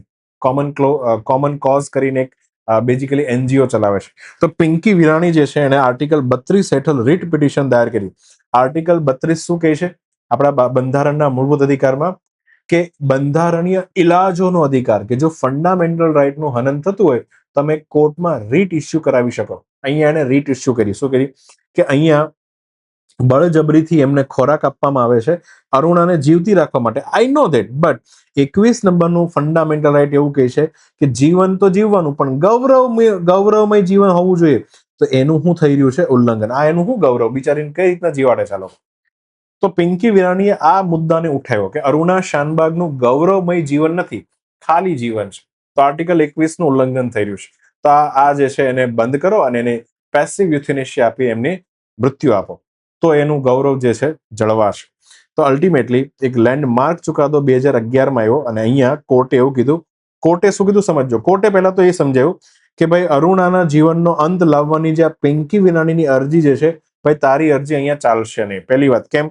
કારણ કે આ કેએમ હોસ્પિટલે 40 વર્ષથી એ અરુણાની સેવા કરી છે. કારણ કે બિચારીને બહુ ખૂબ બ્રુટલ રેપ થયો હતો. તો હવે એને અમે મારી શકવાની વાત તો અમે કરી શકીએ નહીં. તો આગળ જઈને પછી 2015માં ન્યુમોનિયાથી બેઝિકલી અરુણાનું શું થઈ ગયું હતું? ઓટોમેટિક જ મૃત્યુ થઈ ગયું હતું. બટ આ 2011ના ચુકાદામાં બીજું એક વાત સુપ્રીમ કોર્ટે કહી દીધી કે અમે તારી પિંકીબેન તમારી અરજી તો અમે નકારી કાઢીએ છીએ, પણ હવેથી ભારતમાં પેસિવ યુથેનેશિયા આપી શકાશે અને અમે એની એક આખી ગાઈડલાઈન જે છે ઇસ્યુ કરીએ છીએ કે કઈ રીતના બેઝિકલી એમાં વ્યક્તિ જે છે લિવિંગ વિલ બનાવી શકે. અને લિવિંગ વિલ એટલે કે જીવતા પોતાની વાત લખી શકે કે જો મને કોઈ દિવસ કોઈ વખતે આવો કાંડ થયો તો વકીલ પાસે જઈને તમે આવું વિલ બનાવી શકો કે મને છે ને પેસિવ યુથેનેશિયા આપી દેજો. તો એક તો લિવિંગ વિલ બનાવી શકે, અને કોઈને બી આ રીતના ઈચ્છા મૃત્યુ આપવું હોય તો બહુ જ કોમ્પ્લિકેટેડ પ્રોસેસ છે. એમાં પરિવારજનોની મરજી લેવાની, પછી હોસ્પિટલનો એક આખી 3 જણાને આખો બોર્ડ ઓફ સ્ટાફ બને એની પરમિશન લેવાની, પછી કલેક્ટર સાહેબ જે જિલ્લાના હોય એ પણ આવીને ચેક કરે, એ પણ રિપોર્ટ આપે, અને પછી એમ કરતા કરતા છેલ્લે સુપ્રીમ કોર્ટ સુધી વાત જાય અને ફાઇનલી કોર્ટ જે છે એ મંજૂરી આપે પછી જે છે કોઈ વ્યક્તિને ઈચ્છાનક મૃત્યુ જે છે આપી શકાય છે. તો બહુ કોમ્પ્લિકેટેડ પ્રોસેસ હતી. વચ્ચે 2023 અને 25માં એ વસ્તુને સુધારવામાં પણ આવી અને અત્યારે આપણી પાસે એક ફાઇનલ ગાઈડલાઈન છે. એ મુજબ હરીશ રાણા જે છે એને હવે એની લાઈફ સપોર્ટ સિસ્ટમ હટાવી લેવામાં આવશે અને પછી એમને ઈચ્છા મૃત્યુ આપી દેવામાં આવશે. બરાબર ને? તો પાડલીવાલા જે કરીને જજ હતા, એ જ્યારે આ ચુકાદો સંભળાવી રહ્યા હતા એ પણ ખૂબ ભાવુક થઈ ગયા હતા જ્યારે આ કેસનો એમણે શું આપ્યો હતો? ચુકાદો. ચલો અહીંયા આગળ વધીએ. મહિલાઓ કે જે ચૂંટાયેલા પ્રતિનિધિઓ છે, કોણ હોય ભાઈ? તો ગામડાઓની અંદર જે સરપંચ હોય અથવા પંચાયતના મેમ્બર હોય, જે ચૂંટાયેલા મહિલા પ્રતિનિધિત્વ હોય, એમની એક રાષ્ટ્રીય પરિષદ જે છે કયા મંત્રાલય દ્વારા જે છે આયોજિત કરવામાં આવી હતી? હે ને? આખી નેશનલ કોન્ફરન્સનું આયોજન થયું. કોના દ્વારા? તો તાજેતરમાં સશક્ત પંચાયત નેત્રી અભિયાન જે આખું ચલાવી રહ્યું છે. કોણ અભિયાન ચલાવી રહ્યું છે? પંચાયતી રાજ મંત્રાલય. તો અહીંયા પંચાયતોની ઇલેક્ટેડ મહિલા રિપ્રેઝેન્ટેટિવનું સન્માન કરવા માટે અને અલ્ટિમેટલી એમને શીખવાડવા માટે કે કઈ રીતના તમારે પંચાયતો ચલાવી જોઈએ એના માટેની નેશનલ કોન્ફરન્સનું શું થયું? આયોજન. તો પંચાયતી રાજ મંત્રાલય દ્વારા નવી દિલ્હીમાં આયોજન થયું. સશક્ત પંચાયત નેત્રી નામનું એક અભિયાન છે, યાદ રાખજો, અને પંચાયત રાજ મંત્રાલય દ્વારા ચલાવવામાં આવી રહ્યું છે. તો અહીંયા એ મહિલાઓને એનો ઉદ્દેશ્ય હતો કે પાયાના શાસનમાં જે મહિલા છે એનું નેતૃત્વ શું કરવાનું? મજબૂત કરવાનું. એવું ન કરે કે પતિને પંચાયત તરીકે બેહાડ દે, હે ને? તો અહીંયા 4 માર્ચ 2025 થી બેઝિકલી અભિયાન જે છે ભારતની અંદર ચાલી રહ્યું છે કે આવી મહિલાઓ કે જે પતિ પંચાયત કરે છે, પતિઓને પોતે ચૂંટાણી હોય પણ પતિને બેસાડી દે, આવું નથી કરવાનું. તમારે જાતે રૂલ કરવાનું, જાતે શીખો, આખી પ્રોસેસ શીખો. બરાબર ને? તો અહીંયા આ મંત્રાલય દ્વારા વસ્તુ કરવામાં આવી છે. આગળ વધીએ. આહાર કરીને એક આંતરરાષ્ટ્રીય ખાદ્ય અને હોસ્પિટાલિટી એટલે કે આતિથ્ય મેળો જે છે એનું 40મું સંસ્કરણ કયા શહેરમાં એનું ઉદ્ઘાટન થયું? 4માંથી. એને આ રીતના સરસ મજાનો મેળો હતો. એક તો આવે હોસ્પિટાલિટી. જે હોસ્પિટાલિટી એટલે હોસ્પિટલ નહીં, હોસ્પિટાલિટી એટલે કોઈ વ્યક્તિ આવ્યો હોય, હોટેલ બોટલમાં આવ્યો હોય, તેનું સ્વાગત કઈ રીતના કરું, સત્કાર કઈ રીતના કરો, એ પણ એક કળા છે. અને બીજું જે છે ખાદ્ય, ફૂડ રિલેટેડ બધી વાતો. તો તાજેતરમાં પિયુષ ગોયલ જે વાણિજ્ય અને ઉદ્યોગ મંત્રી છે, નવી દિલ્હીમાં આ આખા મેળાનું 40મા સંસ્કરણનું શું કર્યું? ઉદ્ઘાટન કર્યું. આની અંદર આ જે આહાર નામનો આ જે મેળો યોજાણો એશિયાનો સૌથી મોટો ખાદ્ય અને આતિથ્ય પ્રદર્શનમાંથી એક છે. અને ઇટલી જે છે બેઝિકલી આ મેળાની અંદર પાર્ટિસિપેન્ટ કન્ટ્રી છે. તમારે ખાલી આટલું યાદ રાખવું હોય તો રાખી શકો છો. પછી પિયુષ ગોયલે 2-3 વાત કરી કે ભારત જે છે વિશ્વનો 7મો સૌથી મોટો એક્સપોર્ટર દેશ છે. એક્સપોર્ટર દેશ છે, 7મો એક્સપોર્ટર દેશ છે. બરાબર ને? તો અહીંયા ભારતે જે છે છેલ્લા 3.5 વર્ષમાં 9થી વધારે ફ્રી ટ્રેડ એગ્રીમેન્ટ પણ કર્યા છે. આ પોતે ઉદ્યોગ મંત્રી છે, તો ઉદ્યોગની બધી વાતો કરી રહ્યા હતા. તો અલ્ટિમેટલી આ મેળો જે છે, આ બધા ખરીદદારો, ઉદ્યોગ સાહસિકો, પ્રદર્શકો બધાને એક સાથે લઈને આવે છે, જોડે છે. આ બધી વાત એમણે કરી હતી. બરાબર ને? ચાલો, તો અહીંયા નવી દિલ્હીમાં આખા મેળાનું શું થયું આયોજન? ભારતે હાલમાં વિકસાવવામાં આવી રહેલ લાંબા અંતરના સ્વોર્મિંગ એટેક ડ્રોન. સ્વોર્મિંગ એટલે ઝુમખું, પેલું મધમાખીનું કેમ ઝુંડ આવે, ઝુંડ, એ રીતના આખું ઝુંડ દ્વારા જે છે અટેક કરવાનો છે. તો એ ડ્રોન જે છે એનું નામ શું છે તમારે કહેવાનું છે. અને કામાકાઝી ડ્રોન પણ કહેવામાં આવે છે. કામાકાઝી ડ્રોન એટલા માટે કારણ કે આ ડ્રોન જે છે સીધું બિલ્ડિંગમાં જાય અને ખુદને જ જે છે નાશ કરી નાખે, ખુદનો જ નાશ કરે અને બિલ્ડિંગને પણ ઉડાડી નાખે. તો તાજેતરમાં ઈરાન જે છે આ ડ્રોનનો તો ખૂબ ભયંકર ઉપયોગ કરી રહ્યું છે, હે ને? તો ડ્રોન જે છે વોરફેરની અંદર બહુ મોટો ભાગ ભજવે છે. તો સમાચારમાં છે કે ભારતે શેષનાગ 150 નામનું લાંબા અંતરનું, એટલે કે 1000 થી વધારે કિલોમીટરની રેન્જ વાળું આ ડ્રોન જેનું પરીક્ષણ કર્યું છે ભારતે. તો શેષનાગ 150, આ નામ યાદ રાખજો. આમ શેષનાગ આવશે, આમ ટંક તો ડંક મારી દે. બરાબર ને? અહીંયા ભારતની યુદ્ધ ક્ષમતાઓને મજબૂત કરવા માટે અહીંયા ભારતે પ્રાઇવેટ કંપનીનો બી સહારો લીધો છે. બેંગ્લોરની એક પ્રાઇવેટ કંપની નામ છે ન્યૂ સ્પેસ રિસર્ચ ટેકનોલોજી દ્વારા સિસ્ટમ ડેવલપ કરવામાં આવી છે. અહીંયા ટોળા દ્વારા જે હુમલો કરવામાં આવે એનું આખું પ્રદર્શન જે છે કરવામાં આવ્યું હતું, ટેસ્ટિંગ કરવામાં આવ્યું હતું. કારણ કે તાજેતરના અટેક્સ દેખાડે છે કે આવા સસ્તા ડ્રોન જે છે યુદ્ધ ક્ષેત્રમાં બહુ મોટી ઇમ્પેક્ટ પાડી રહ્યા છે. અમેરિકાને મોટો ખર્ચો એ જ આવી રહ્યો છે.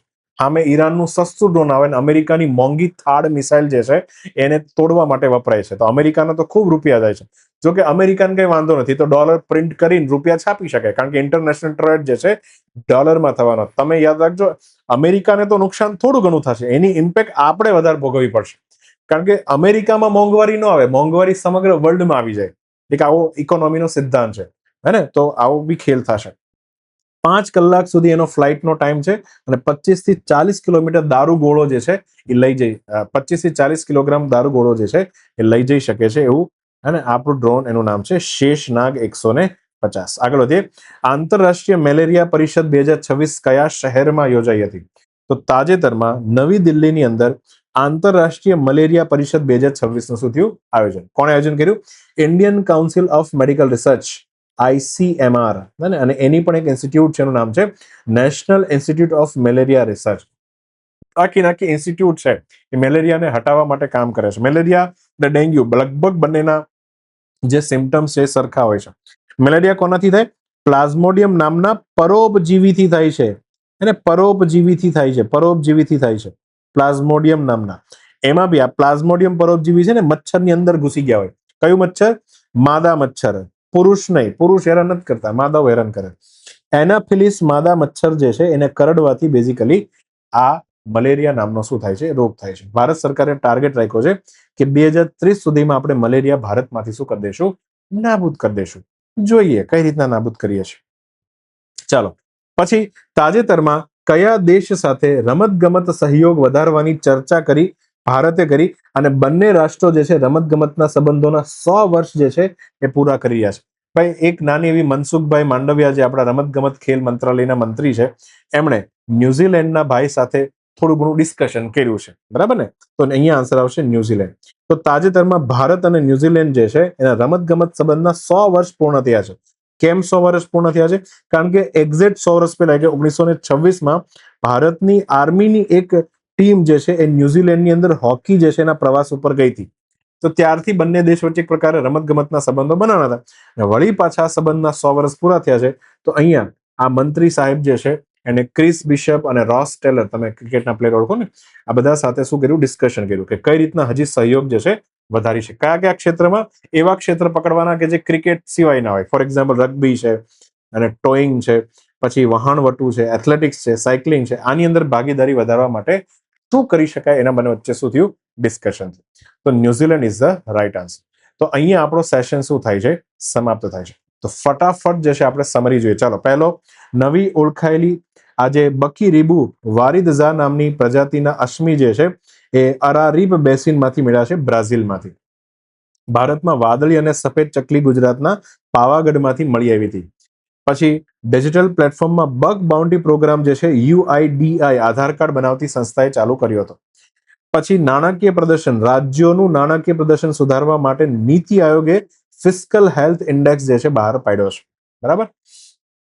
કૃષિ ખાદ્ય પ્રણાલીમાં મહિલાઓના યોગદાન ઉપરની વર્લ્ડ લેવલની કોન્ફરન્સનું આયોજન જે છે બેઝિકલી હે ને આ કૃષિ સંશોધન પરિષદ દ્વારા કરવામાં આવ્યું છે. પછી તળાવ અને હવાની ગુણવત્તા બંનેને એક સાથે માપવા માટેની પહેલ ગુજરાતની અંદર ચાલુ થઈ છે. પછી એર ડ્રોપેબલ કન્ટેનર એડીસી 150 જે છે એનું પરીક્ષણ ડીઆરડીઓ દ્વારા જે છે કર્યું હતું ગોવામાં.